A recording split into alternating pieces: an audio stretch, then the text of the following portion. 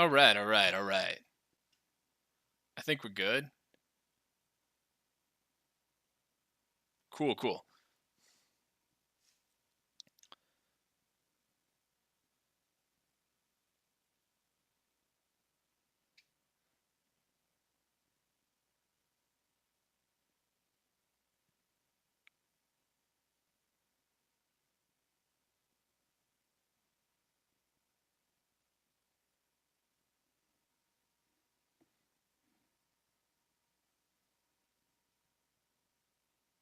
There we go. Alright, cool.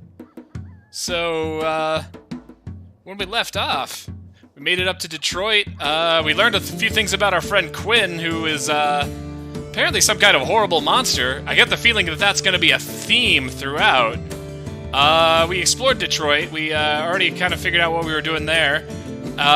We don't want to head back east, because we've seen a lot of that already.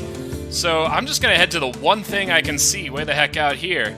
But, yeah, we talked to Quinn a bunch, and Quinn, what, metamorphed into, like, what was it? Like, some sort of creepy monster that was, like, an amalgam of his dogs, and also of a bunch of other hands. I don't know. It was weird. It was creepy as hell. Ride with us a little while, stranger. It's a kind offer. Miles of dusty road through the rolling prairies have recast this landscape as an exhausting soup of wind and misery.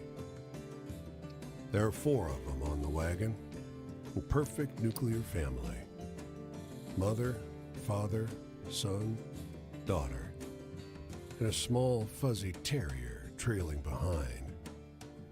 But the pace of their movement is glacial. The draft horse ambles forward, one agonizingly slow step at a time. Huh. Ain't no point rushing to get where we were going. The wooden cart shivers with every pebble on the road that its wheels must laboriously traverse. The girl in the back pipes up. The going's the point, see? Well, we're in the middle of nowhere, so I don't think we're in a hurry. Let's stick with him, see what's up.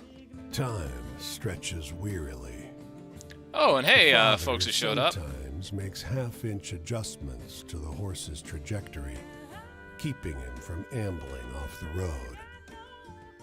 There is some intimation that they are heading for Oregon, but at no point is it mentioned when they might arrive. Huh. Well, like a lot of stories, that one is kind of, embryonic. There's not a lot we can do with it yet. I feel like, okay, this is just, I guess, a Great Lake that I have, forgotten its existence. So, we'll swing back around to Chicago. I see a campfire way out there. We can meet up with someone again. But yeah, regarding Quinn, Quinn turned into some sort of horrible monster. And, like I said, I think that's a fate that's going to await everyone we meet. I don't know that, but that just seems like it's going to be a thematic kind of thing. Quinn seemed really, really overtaken with resentment to his family about, well, abandoning Quinn's little brother to appendicitis and then throwing Quinn out and saying, make your own way. Quinn seemed to take it as, well, like a personal failing, like they were greedy, they were backstabbing, they were Judases was the word he used a lot. But,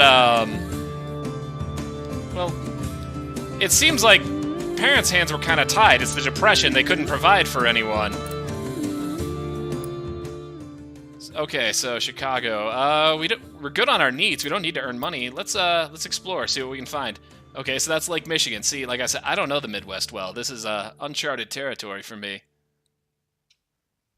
It's the midday, and yet this whole neighborhood is eerily quiet. Everyone seems to have retreated into their homes as if warned of something. You soon realize what?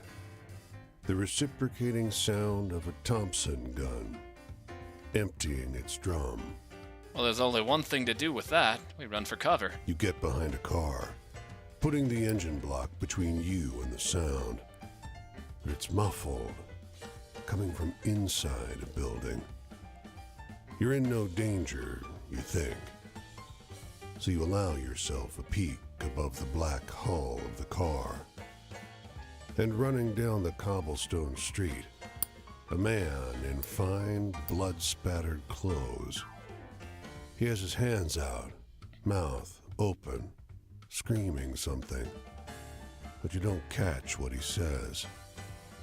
He's drowned out by gunfire, and his body slumps to the ground. Now, this is one of those moments where being a skeleton who is indentured to the service of a wolf who might be the devil is kind of an advantage, because I think any sensible person would run away. We're already dead. Let's keep watching. The men responsible, 3 abreast in dark overcoats and wide hats, walk up to him to check on the body. The smallest of the 3 has a nervous energy about him. People are gonna see us, boss. People ain't gonna see nothing. Not on these streets. All right, well, that's a story. I assume that counts as thrilling. We can try it when someone asks. Oh, hey, there's Milwaukee. We haven't been there. So after we check in with the hobo camp, we'll head over to Wisconsin, I guess. Just a moment there. He says, shaking your hand. I'm Paul Dalhart from the Republican Herald. You may have heard of it. Syndicated in 6 counties. Oh, the Republican Herald. Yeah. Well, no matter. But listen, you may have noticed a vocal few out there, I call them naysayers, who throw up their hands and fly the white flag as soon as life gets a little tough. But wouldn't you agree that it's never been a better time to live and do business in this country? Well, it's literally the Great Depression, sir, so that's a big no from me, Chief. Ha! Pessimism, negativity, faint-heartedness. He claps his notebook shut. If there is to be an end to the great American experiment, it'll be your attitude that writes it, not mine. All right. So, one of the campfires had burned out. I'm guessing that, like, they're always full until you start eliminating characters by completing their stories, like we did with Quinn. So I don't know who's going to be at this one. Maybe someone we haven't met before. I have not met Cassidy before. I've met a lot of people like you on this road. There's something you want from it, isn't there? I mean, I wanted to be free from my bondage to a wolf who might be the devil. The desire that scratches and scrapes away at the sides of your body. Does being out here feed that part of you? It's that way for me, living in a state of motion, resting nowhere, returning to no one. I've been a wandering ghost for a while now, and I'll be that way for some time to come. But that's a fate I should have known I was in for. I'm a poet, after all. Sometimes I want to hear a sadness that resonates with my own. Do you know any stories like that? Brother, I have plenty of sad stories. Let's go to the category marked sadness, because that's usually pretty reliable.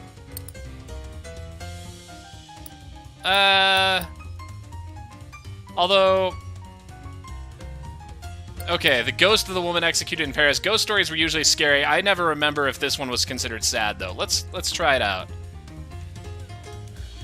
Either way, we certainly want to grow it. The tragedy Okay, cool. in that story, it's real. Have you ever tried writing poetry? I'm not much of a poet, sir. I know sadness. These days, the melancholy just settles over me like a heavy bay fog. It makes its residence with me, and I accommodate it. You know, I hear the fog creeps in like little cat's feet. I start to think, well, the world isn't made for being happy in, not for someone like me. My old friends have their happiness. Jess and Deborah, Pauline, Silas too, maybe. And good for them. It'd be wrong to begrudge someone their happiness, wouldn't it? No matter how jealous you are. Last town I stopped in, I didn't have cash for the bookstore. Do you have any stories like those paperback adventures? I do. I've already sort of filled up your needs for stories in this meeting, but let's give you a few and see if you will spread them around. Killers on the Streets was exciting, right? I think so. Words are power, friend. So, Okay. use them carefully. My first tip, avoid the maudlin. So you think a gun battle in the street is just sad? I mean, you ain't wrong. I think there's just other ways to see that, Authority. sir. Look, one day you start saying things should be this certain way, and you see that things aren't that way, and you get upset. Ain't that the truth? That's where suffering comes from, that mismatch. So, you'd think it would be equally simple to say, things are going to take the form they take, and I'll be okay with it. Of course, that's easy as a concept, and difficult as a practice. Silas introduced me to this Buddhist way of thinking. Sometimes I want to hear a sadness that resonates with my own. Do you know any stories like that? Let's see if I got any, like, embryonic sad stories here. I think the whippoorwill watching for death was considered sad rather than scary, right? Let's find out.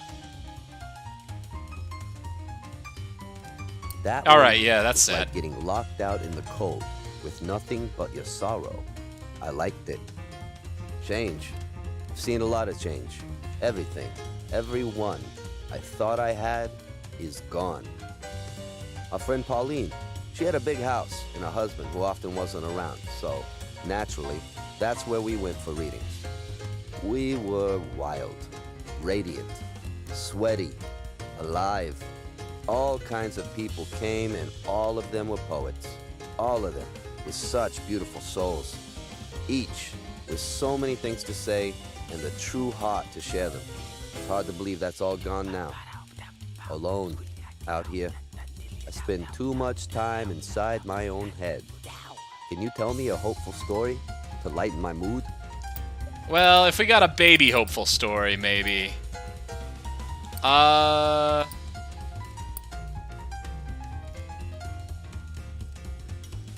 Was Casey Jones hopeful? I don't remember. We've only tried to spread that once. Well, I All can right, find that guess kind not. of movie theater story at any stop along the road. Guess he thinks that's exciting. Travel? Well, I've wandered for a long time, but I only feel worse than I did before. I walk and walk and never get anywhere. Never solve anything. I'm not even sure what I'm looking for any longer. I mean, you could gather stories for me, so I can get out of my servitude to this wolf who might be the devil a little sooner. If I'd known things were going to end up this way, maybe I wouldn't have fancied myself a poet. Turns out, it's a miserable way to conduct yourself, you know? I didn't know, but makes sense. Don't worry about me, though. I'll be fine. Worry about taking care of yourself. Sometimes I want to hear a sadness that resonates with my own. Do you know any stories like that? Sir, I think I've given you enough for the night. I miss the old group. I really do. I still have that image in my head. Pauline's house, the poets, Jess, me. But on top of them all, there's Silas. In my memory, he looms. He haunts. You ever meet someone so far above everyone else? It's like they were from a different plane altogether. No, but I met a kid who was a monster. That was him. A divine presence among normal human beings. Silas was part of the group, but at the same time, he wasn't. He was better than any of us. Wiser, gentler, stronger. We all held him in respect. We were in awe of his power as a writer, in reverence for the beauty of his soul. I still love him. Look, I'm headed out this way. If you find yourself out there, maybe we'll meet again. Well, I actually am headed directly to Wisconsin, so we're probably going to meet up real soon. So yeah, there's definitely like a mix going on of the eras, and sort of time is bleeding back and forth. Like, the Depression is sort of our center point, but we've run into old Confederate remnants and now a beat poet. So time is kind of bleeding backward and forward at the same time, I guess. That's fine. What do we got in Milwaukee up here? I guess I might as well hitchhike. Well, oh, hold on. A story has grown in the telling here. Long black car growls up in front of this hotel. Out steps a woman in an extravagant hat and coat, followed by a whole crowd of hangers-on. She a singer? An actress? You don't recognize her face, but to your surprise, you recognize the story she's telling. In a sharp transatlantic accent, she's telling everyone in her party a story about Casey Jones, the fastest railroader in America. It's clearly the story of Casey Jones, well, yeah, the theatrical railroader, but changed in a few entertaining ways. Isn't that something? She asks. Her various followers agree. She pays the driver of the limousine and sweeps into the hotel like a thunderstorm of red velvet. Someone should do a picture about it, you hear her exclaim. So, what's this fancy movie star doing in Milwaukee in 1930s? Seems like not the best place to spend your time. The barn and silo have seen better days. One big storm might bring the whole structure down. A man hollers, "Ken? Ken? I know you're here, boy." He sees you and lopes across the field toward you. You seen a boy around? About 14? I haven't. He sighs. "My boy is missing. I haven't seen him since last night." He swallows. "He ain't the type to run off, neither. Can you spare a minute to help look? I'm worried sick." Now, I would say check inside the barn, but I feel like he's probably done that. So let's say check the roof. You climb the ladder and make your way across the roof. A trail of empty beer bottles leads you past a discarded shirt and to the base of the silo. You climb up. There's a hole in the silo roof, a rupture where rotten wood gave way under something large. Oh man, if he just drowned in a silo under grain, that's gonna be the worst. You maneuver your way along the edge, keeping your weight off the rotted panels. You poke your head inside. He's there, half submerged in the grain. He's been dead for half a day at least. Yeah, that'll happen, the way that a grain in a silo kind of settles and then the top part of it kind of crusts over. There's areas where if you step in, it'll collapse under, and it's just like quicksand. People die like that. The man's waiting at the bottom of the barn ladder. "Anything?" There's a spark of hope in his eyes. I mean, we can't lie to him. We can't let him leave a corpse in his grain silo, let alone let him think that, his son's alive. That's horrible. We gotta tell him. He chokes back a sob. "I told him not to go up there. I told him." He looks up at the tower, then turns to you, tears tracking down his grimy cheeks. "Why didn't he listen?" Alright, so there is a camp up here, and it should be with the poet that we just met a little bit ago.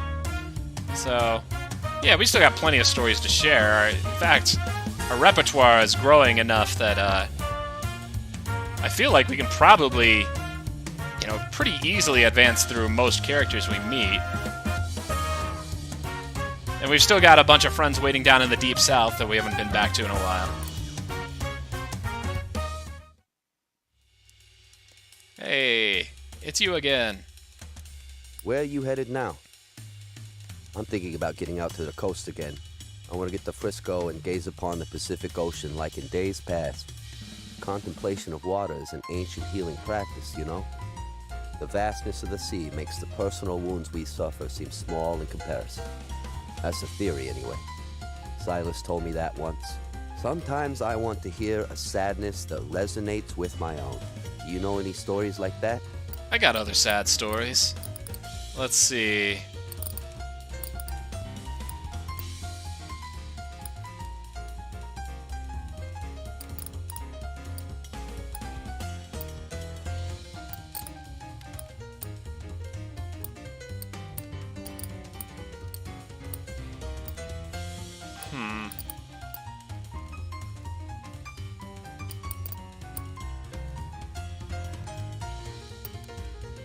I feel like the grave robber story was one that was considered sad, even though it was kind of exciting because it was about vigilantes killing grave robbers.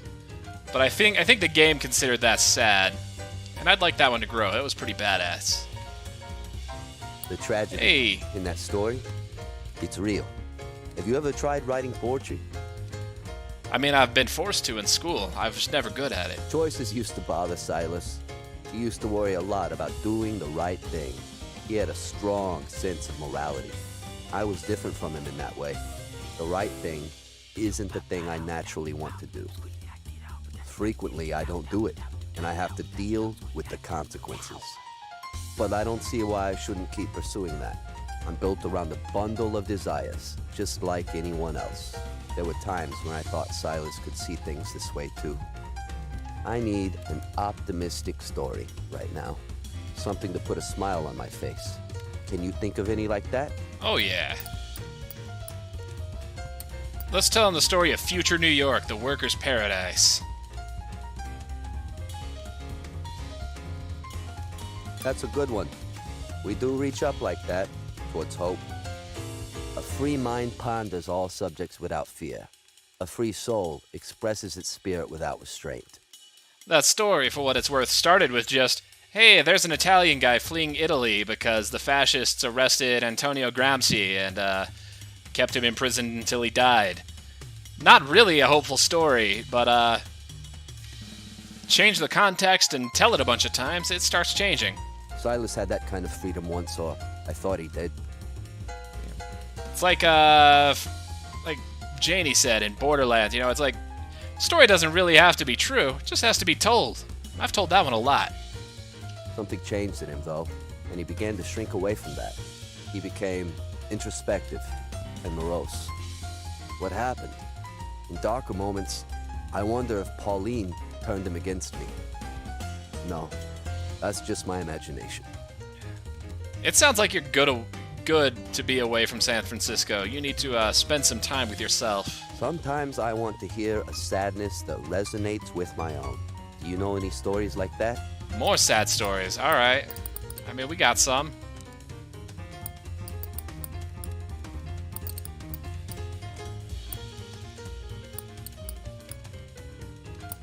The man who swam into the ocean to escape his troubles. That was sad. But, let's talk about the man who was alright with death, because we haven't grown that one. That was the man who heard his death bones, and then he just kind of walked off into the distance and died on the horizon. I can only assume that's sad. Look, you can't just have a happy ending. Alright. A story needs to feel truthful, too. That one didn't. Alright. Different priorities, What's huh? in my future? Well, even the most alert people still fall into pits. So you're not alone if you're casting around, wondering how to pull yourself out from the muck and the slop.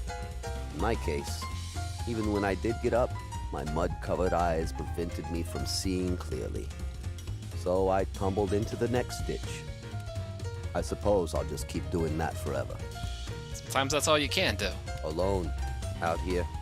I spend too much time inside my own head.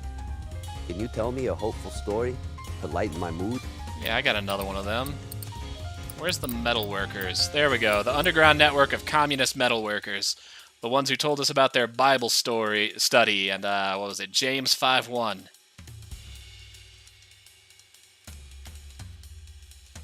I like that one. Makes me feel the way Silas used to in the old days.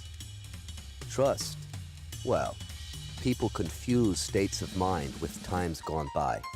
You can talk of rebuilding trust, but it's never quite the same once broken. Certainly, I'll never go back to those old, idyllic days. I used to have this belief in our immortality through our art, our words, our deeds. I thought there was power in that. Silly of me, certainly. Go ahead and tell me.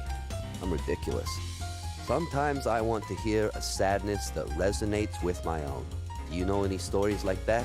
You know, I might, but you ask for so many sad stories that I don't want to spend them on you, because you're full up, and you might ask us for more next time we meet. I think you've had enough, sir. I'm cutting you off. I suppose after a while I'll start to realize how little I can change and accept myself as an uprooted poet howling unheard into the winds, seething with anger and pain. Exiled to a little island of suffering surrounded by storm clouds. Really just a sad little bum that nobody cared about. So you're supposed to be like the fantasy analog to Allen Ginsberg? That sounds about right. I've gone on long enough. Next, I'm traveling out this way. Keep an eye out for me if you find yourself over there. Well, shoot, that's the way we're headed.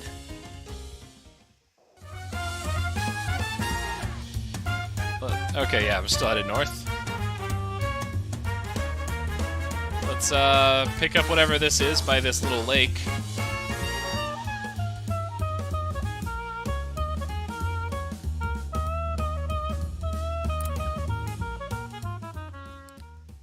So, Preacher watches you with an odd look. Suspicion? Pity? He beckons you into the church and starts counting cash out of the donation box. Hush, he says, trying to silence your thanks. He piles the coins into your hand. You look like you need it more than we do. Well, I mean, really we didn't. We are flush with cash. I feel like I should have been able to not take that. Anyway, I guess we're about to meet Cassidy again, because, not much up here in the Midwest save another hobo camp for us. Until we start heading a little further west again.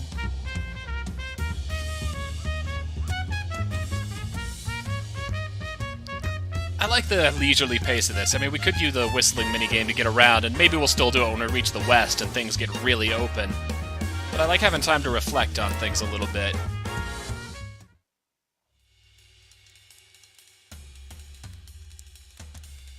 Looks like I'm still me and you're still you. I mean, you say that, but last person we spent a lot of time talking with wasn't still him by the end, really. A pity, isn't it? To be stuck with ourselves like this. All this wandering, and I couldn't escape the one thing I wanted to be away from more than anything else. I suppose that in the end, we all have to settle down inside ourselves. I like that. But I don't want to be the way I am now. If I could, I'd live inside the past. Inside the time Silas and I had together. Back on the road together, forever. Sometimes I want to hear a sadness that resonates with my own. Do you know any stories like that? And see, that's why we can't give you sad stories all the time, because I know you're going to ask for more later. Jersey Devil is classified under sadness, but I don't believe it's a sad story.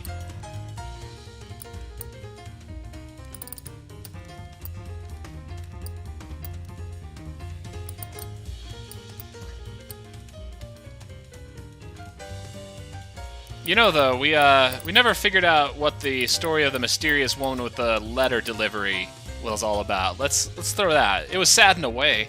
She had a letter she had to deliver to Laura Mipsum, which, well, good luck with that. There's a sadness to that. I'm afraid I don't get the joke. All right, he thought it's funny. This Fine. country, I don't think it feels the same way to me now that it did when Silas and I first traveled together. After a while, you hear so many sad stories. The tales start to blend into each other. The way these stories kind of keep landing differently than I expect, I can't help but wonder, is it just like a major difference in subjectivity? Or am I just really bad at reading how people take things? It's all part of the texture of the country, the grand story.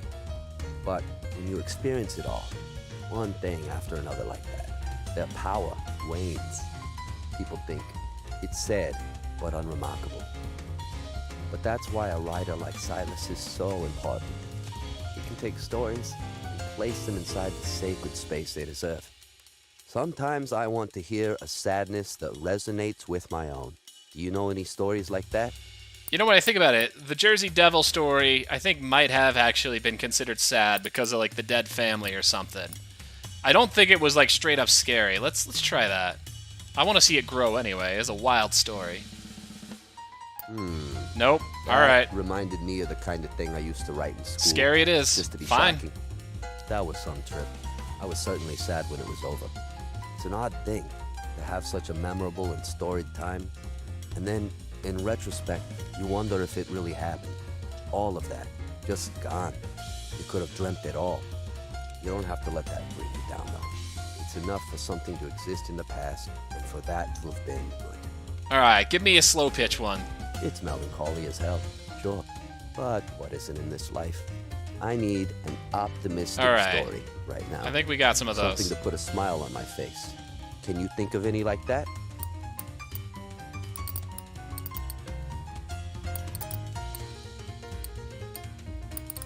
We got the lighthouse where it only burns in true love.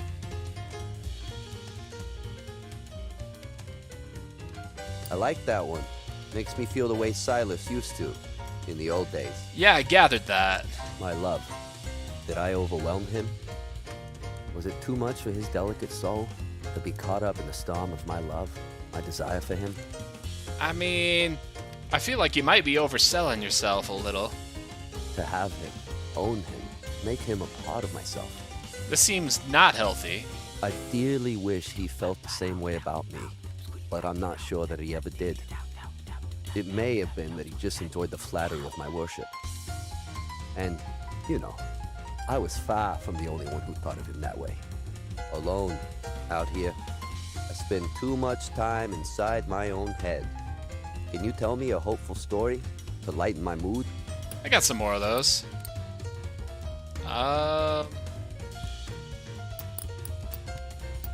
We got the talking seagulls who tell the fishermen where to find the best fish. That's a good one. We do reach up like that, towards hope. Did Silas ever imagine a future with me? What did a genius like Silas see in me in the first place? He never said anything directly about my work. Other people came to him for writing advice, and he would suggest changes in diction or grammar or tense, and they'd go away happy and leave him alone. But Silas and I usually just talked about the weather, or people we knew, or how we'd get to the next city over. What he taught me was hidden under the surface, like a cone. Sometimes I want to hear a sadness that resonates with my own. Do you know any stories like that? We've probably got some more sad stories. We've certainly got some that I think are sad and nobody else seems to agree. The Lost Street, I think that one was a sad one. The Lost Street in DC. The J Street between I and K. That one Hey. was like getting locked out in the cold with nothing but your sorrow. I liked it. Who's my family now? I tried to get on with a few other people. Writers and poets and artists. Types that are supposed to have certain things in common. But I was never accepted into artistic communities. I was too unwilling to put up with all of the bullshit. I think you're engaging in some self-mythologizing here, friend. You need to confront these uncomfortable truths about yourself. It went both ways. I tend to annoy other writers for some reason. See, now you're getting there. So I only ever had that one little group. Them and, of course, all the hobos and bums of the world. It was a hell of a time, that trip I took with Silas. Train hopping, hitchhiking, walking, whatever we could do to get across the country. We talked to everyone. Bums and hobos, machinists and librarians, waitresses and cops. Cops? We wanted them to show us who they were. Come on, man. Cops show you who they are all the time. Now it's gone. Done. In the past. But that's not something I should be mourning, is it? It's something I should be celebrating. My next walk takes me up the road this way. Where does your road take you? Man, it's like you know where we're going. I wouldn't mind meeting other people, but, well, you just keep walking a short distance ahead of us. What we got over here? It's the First Communion, looks like, and the photographers are struggling to keep up with the flow of family photos outside the church. Okay, we've done this one. We take a bunch of notes for some photographers and make some money, which we don't need. We really haven't spent a lot of money.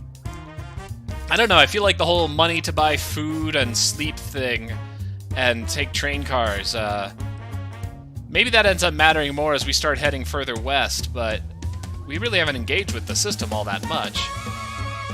Tell me that there's a river crossing up here. I don't see one, and I really don't want to, like, have to follow this thing God knows how far.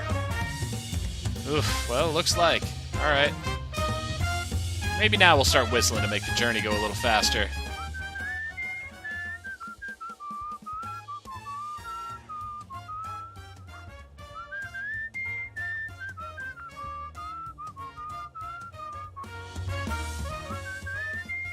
Okay, I see a river crossing up there. Just outside Minneapolis.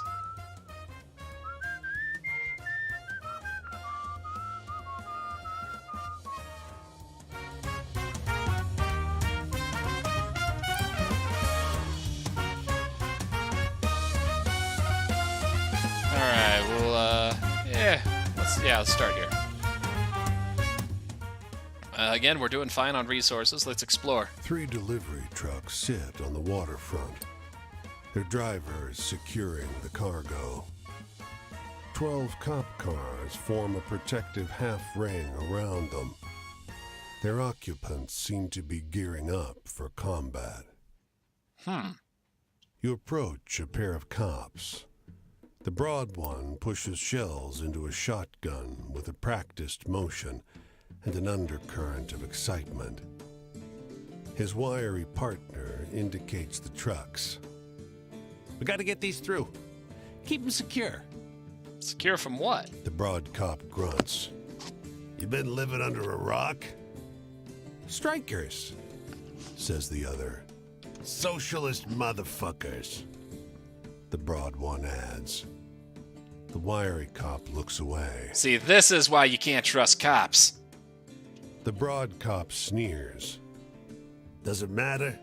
They better fall in line. The other shakes his head. My cousin's out there. I don't think their demands are... Maybe you're standing on the wrong side. Come on. They walk off to join a briefing huddle. Well, how many games do you get an opportunity to sabotage a police car? We are sabotaging a motherfucking police car. It's a token act of resistance, but it's something. You drop onto your belly, the car between you and the gathered cops, and locate the fuel line. You jab a knife into it. It takes a few attempts, but you nick it just right and cover your face as gasoline pours out. Worth. You stand to find the thin cop watching. He looks between you and the fuel leaking over the asphalt. The two of you lock eyes for a long second. Go. He says. You might be alright. You'd be better if you quit your job.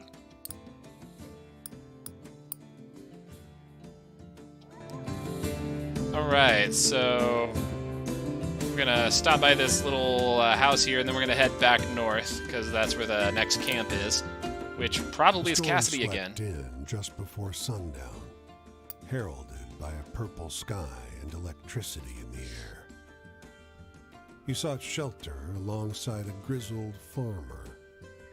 All he can do is pace, muttering to himself. Can't just stay here. You catch. Gotta find her.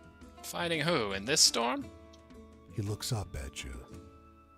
My daughter was out down the road. He balls his fists. God. Fuck this. He hauls open the door, shielding his face from the fierce dust. He runs out into the storm. We got enough stories with dead people. Let's try to help this guy. The dust scours your skin, and razor winds whip at your clothing. You struggle for breath. The maelstrom has turned the world murky red. You don't see the farmer. You press on through the storm. You see the farmer up ahead. He's on his knees. A great, dark shape made from swirling dust looms over him. You manage no more than a cough. The dust thing engulfs the man in his body. The storm whips faster. You can't breathe. You have to get back to shelter. You make it to safety, but don't manage any sleep. The storm settles in the early hours. You find the farmer laid out in the street, his corpse a shriveled mass. He has one arm stretched out in front of him, as if to crawl. That's a pretty sorry resolution. But we got something to spend money on now. Fixing the damage we took helping that guy. So, hot dish is cheap. I like that we can get hot dish here in Minneapolis. How appropriate is that, right?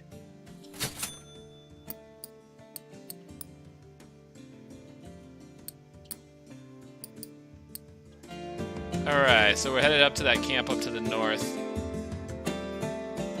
I don't think that there's any cars that use this road, but let's put out our thumb for a little bit, just in case.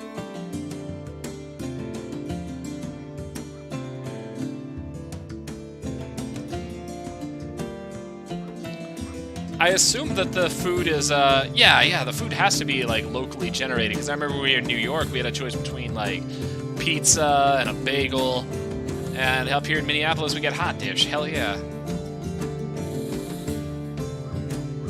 Duluth. The bustling metropolis of Duluth.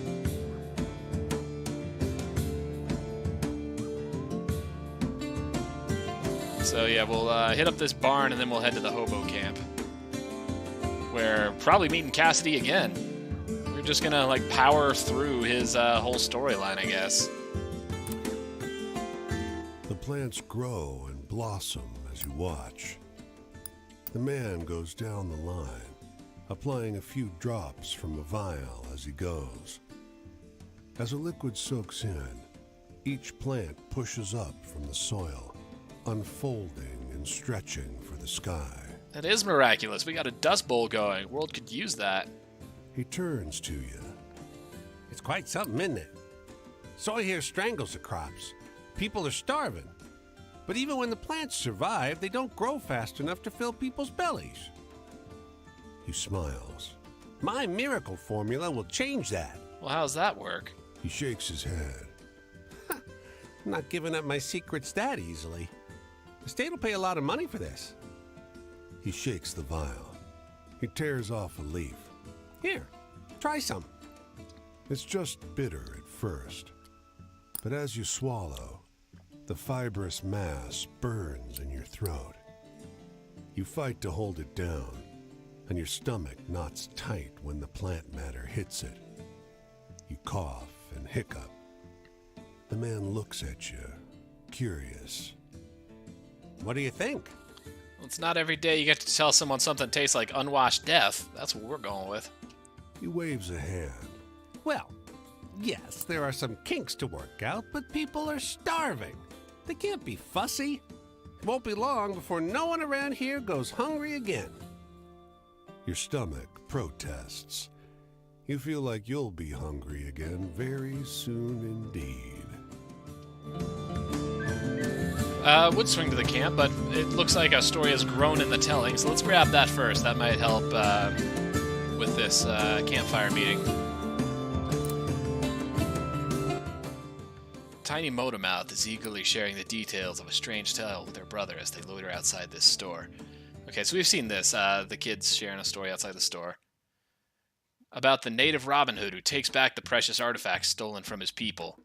Hey, it's the story of the vigilantes who hunt grave robbers around the Midwest.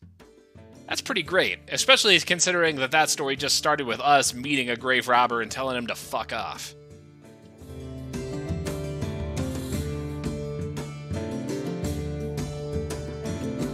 Alright, so it should be Cassidy one more time. Yup.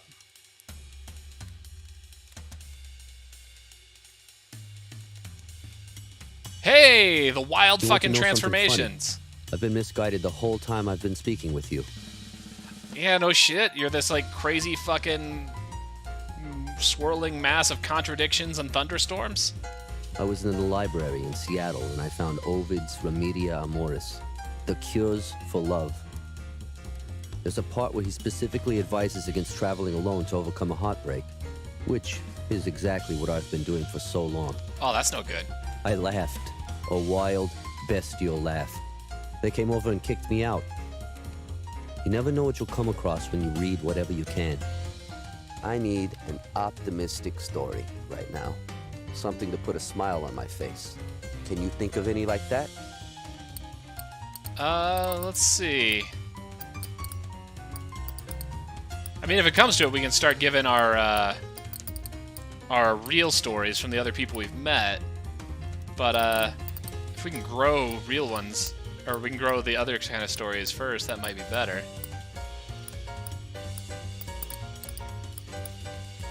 That was an exciting one, not an optimistic one.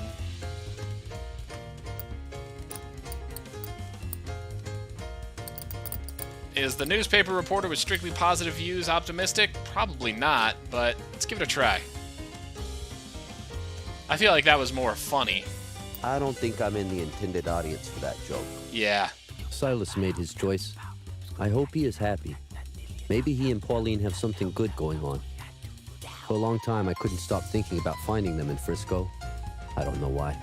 To see if they really were happy together? I'll let them be. They'll be driving each other crazy soon enough. Sometimes I want to hear a sadness that resonates with my own.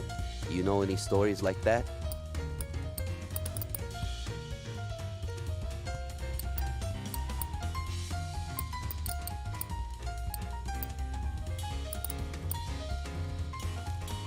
Yeah, the man who swam into the ocean. That was a sad story.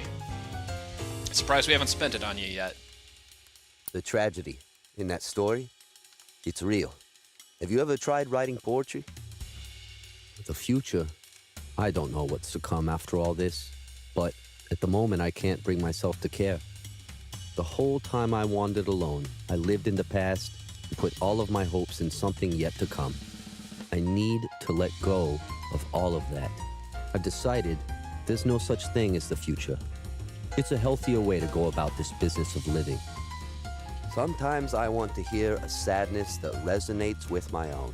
Do you know any stories like that? That's most of the time, sir. The boy whose shiftless father left him in the woods sure seems sad. That one was like getting locked out in the cold with nothing but your sorrow. I liked it. I'm done looking for family. It's best not to get too attached to any one group of people. In the end, you'll feel betrayed. I'm not a misanthrope, though. I say only that it's best to keep your expectations in check. There's nothing wrong with being alone, either. It can be nice to be free of ties to others. Alone, out here. I spend too much time inside my own head. Can you tell me a hopeful story to lighten my mood? Yeah, we probably got some more of those. The woman who shared an eclipse with us. I don't know what that was. We haven't grown it at all. But it was kind of beautiful in a way. I like that one. Yeah, cool. Makes me feel the way Silas used to in the old days. Everyone thinks they understand love. I thought I knew what it was, too. As a poet, it was my subject, my area of expertise. But really, I had no idea. It isn't about what others do to you. It has nothing to do with that. Love either comes from you or it doesn't, and that's the end of it. Sometimes I want to hear a sadness that resonates with my own. Do you know any stories like that? Well, I don't want to miss our opportunity to get this cleared, so let's spend Quinn's story on here. That has got to be pretty well evolved since we cleared Quinn entirely.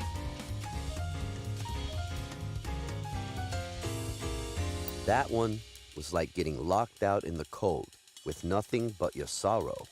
I liked it. Travel. For a long time, I thought I'd continue to wander the roads forever, that there was no other home for me other than this constant motion.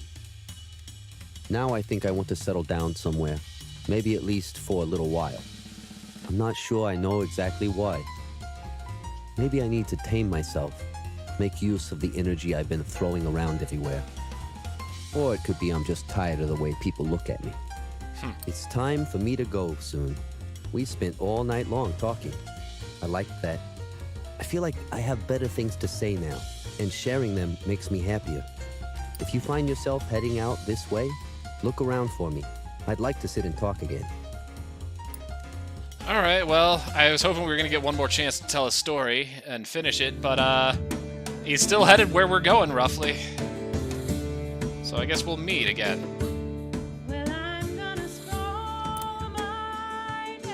Over a shared, crusty loaf of bread, the farmer notices you looking at a prominent, tattered scarecrow in the field. Oh, you like old Barney? He asks. Yeah, as a skeleton, scarecrows are kind of my relatives, I think. Does a damn good job scaring the vermin. Shame about the real fella. He was a funny one. Old Barney hiding out in our stables and lofts, just passing along. We liked him. Well, all except the sheriff. Sheriff. Barney never harmed nothing. I sometimes shared bread with him, just like you here.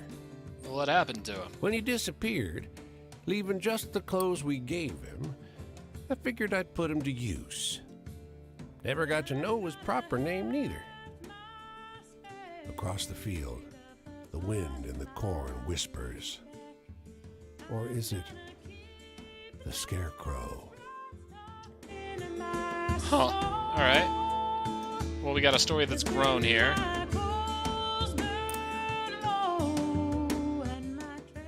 It's break time at this half-finished bridge. The workers are gathered around a young man who sits on a bucket like a king. They listen raptly to his story about the pig farmers haunted by Meemaw. You realize it's a story of the family of pig farmers, but heavily embellished. The young man on the bucket tells it masterfully, doing all the voices as if he's told it this way 1,000 times before. Of course, it's nothing close to what actually happened, but the version is pretty good. Alright, cool. So that story has grown a bit.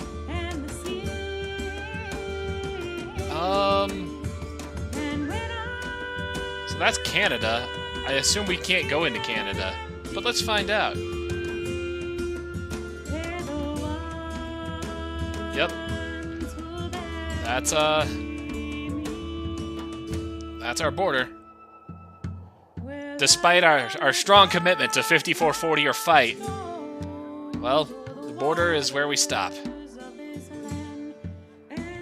Man, 54-40 or fight, that is a deep cut for me. I haven't been in high school history in a long damn time.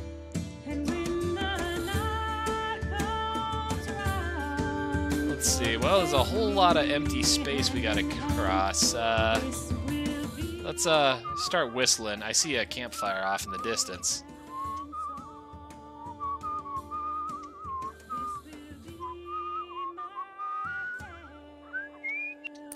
What do we got here?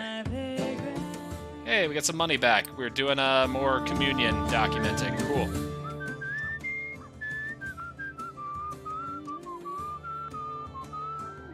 So we should be full up on our resources again.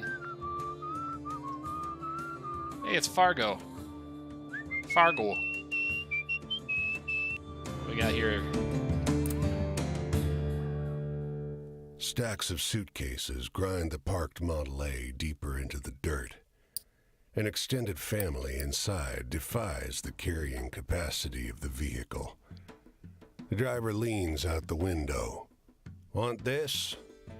He swings a violin around by its neck. 10 bits. We need it for gas. You hear a muffled pounding from somewhere within the car. I can say decline or I don't have that much? Man, I want to buy it. I've got money. These people need help.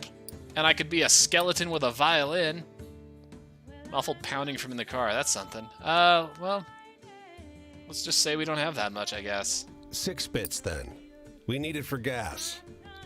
All right. Pounding becomes frantic. Well, then, yeah, we're buying that. The violin is yours, and the car shudders down the road. It's not quite out of sight when the back door pops open and you hear a girl's voice scream at you. That violin belongs to Louise Ames, you dumb fuck.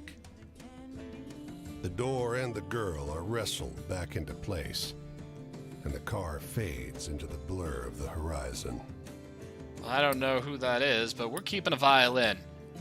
We've been charitable to a lot of folks, and I'm gonna be a skeleton with a damn violin. Its weight feels like a comfort as you walk. After all, who knows when you'll need Louise Ames' violin.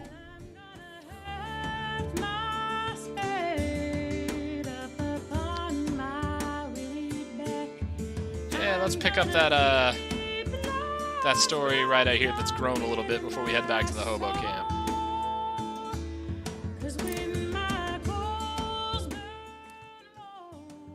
Kindly old man sharing the shade under the bridge with you tells you a few rambling stories. Alright, we've done that one before. Story about the regiment of time-lost souls recruiting travelers to battle on Boston streets. Alright, yeah, that one's getting weirder and weirder. Still not as weird as some of the stuff we've got, but more dramatic. Alright, Cassidy, let's put you to rest, sir.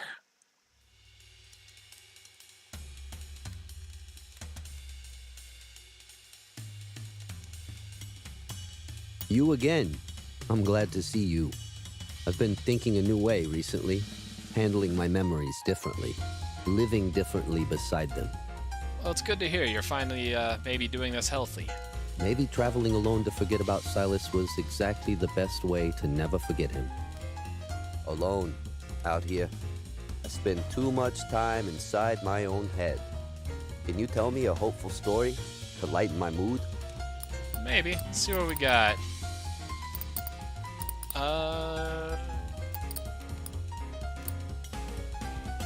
Hopeful story, hopeful story. Well, the farmers who gave us lemonade was not hopeful, despite it kind of sounding like it, because that was them probably covering up a murder.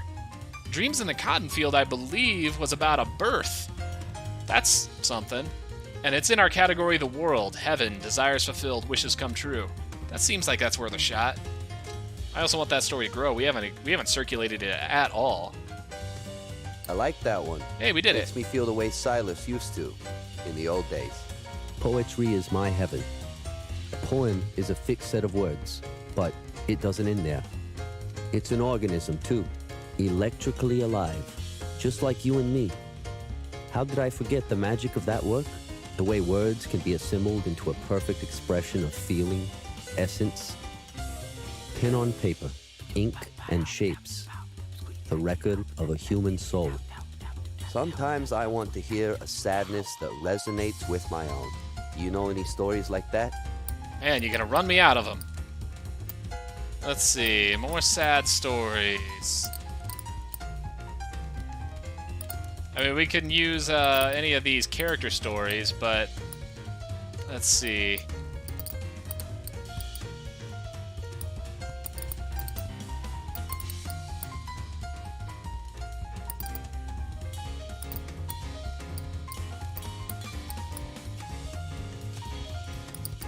Yeah, I think we gotta spend one of our stories about the characters. Let's tell you about Mason, our wounded friend from the bonus army outside D.C. I mean, honestly, most of Mason's stories, tragic That parts. one was like getting locked out in the cold with nothing but your sorrow. I liked it. Oh, it's like I've been sleeping this whole time. Sleeping or dead. But something's happening. Something's awakening. I have the sense that I need to start putting words down again. Doesn't even matter what the words are. I need to compose. It's a good feeling. I need to do it as if my life depended on it. The way you've been talking, it might. It does, obviously. Yeah. I need an optimistic story right now. Something to put a smile on my face. Can you think of any like that? Well, now's probably a good time to try some that we haven't really used. Do some new material on the road, because it looks like we have completed your storyline. I like that tree with the haunted bottles. That's probably more funny than happy, but let's try it. I'm afraid I don't get the joke. Yeah, he thought it was funny. It's been a long That's fine. while since I truly felt joy. But when I look back on it now, I can see that joy was when I was telling Silas about my poems, and he was saying nothing in return. Like I said, maybe not a healthy relationship. Just watching, his sensitive eyes and silent nods. Maybe I can find something like that again. I finally feel like it's possible. Sometimes I want to hear a sadness that resonates with my own. Do you know any stories like that?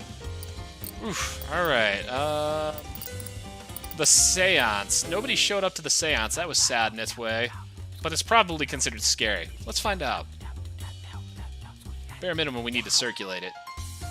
All right. That reminded me of the kind of thing I used to write in school. Yeah. Just to be shocking. Scary. It's I normal know. to ponder fortune. It's natural to wonder what things would be like if you'd been luckier somehow. Silas would say, luck doesn't exist. Everything you experience now is based on your past karma. Whatever the reason is, though, it's pointless to dwell on. You can't go back in time and change what led us to be in the situation we're in now. We can only try for something better starting from now. alone out here. I spend too much time inside my own head. Can you tell me a hopeful story to lighten my mood? I sure hope we can. Haunted Pig Farmers, I think, was more funny than hopeful.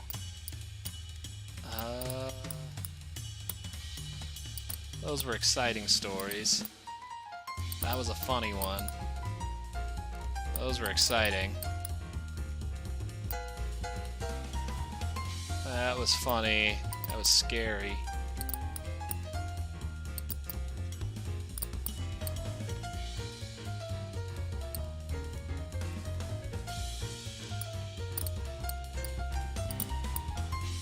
Well, goodness. I don't think we have anything for you, but I don't want to leave you hanging. Let's talk about the Pig Farmers Haunted by Mimon. If you think it's nice, great. If you think it's funny, great. Whatever. Either way, we get it circulating. We want to get it out in the world again. Get it coming back to us. I don't think I'm in the intended audience for that joke. Yeah, it's another funny one. Faith. We only got so I many used to have sad faith stories that and the road would eventually hopeful ones take for me you. where I wanted to be. Then I lost confidence in that, and it turned out the road went nowhere. But that's led me to an important realization.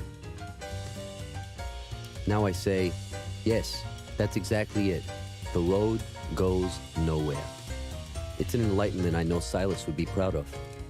When we first met, I asked you why you were on this road, but I was the one who really didn't know why I was out here.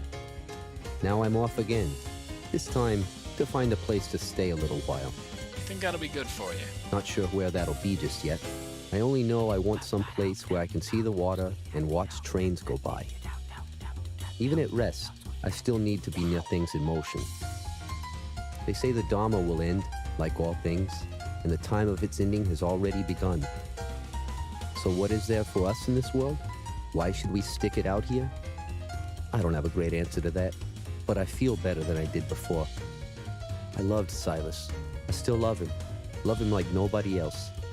But everyone goes their separate ways in the end. We all have to wander. It's true. See you around. All right. And in our inventory, we've collected a couple items here. We've got the bandana from one of the dogs, and we've got this sunflower head from Cassidy, I guess. We got the dice that we were given from the wolf, who might be the devil. So, yeah. I think that's a good place to cut off for now, and we will hit the road again and head further west and take another run back down south, I guess, right through the center of the country, through the heartland, and see what else we can find. Thanks for coming along again, as always.